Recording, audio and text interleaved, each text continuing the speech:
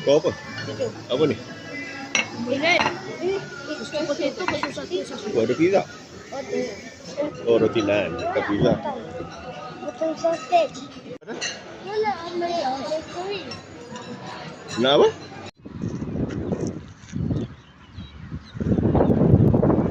Nice.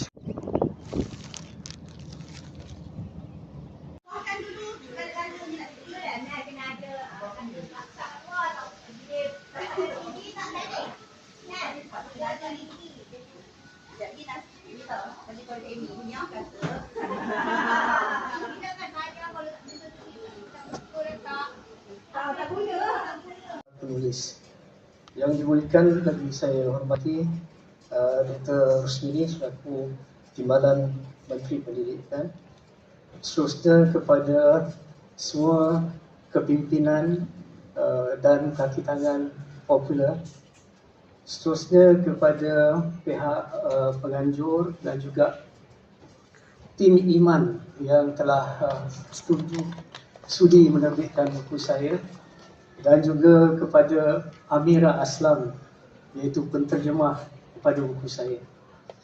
Alhamdulillah, buku ini dinamakan Finding Beauty in the Storm, maksudnya mencari keindahan di tengah ribut ujian. Sebenarnya dalam hidup kita ini penuh dengan ujian, dan mereka yang dapat bertahan adalah orang yang bersandar kepada Tuhan. Dan Tuhan Maha Pengasih dan Maha Penyayang. Hari ini ramai orang nak berubah, ramai orang nak hijrah, ramai orang nak jadi baik, dan harapan masih ada. Semoga kita semua sama-sama dapat menjadi orang yang lebih baik, insya-Allah. Dan disebabkan saya menang tahun ni, saya nak mengumumkan tahun ni saya akan tulis 3 buku baru, insya-Allah. Assalamualaikum warahmatullahi wabarakatuh. Besar ni RM12. Gila apa? Yelah. Nak duduk punya pasal. Terima kasih.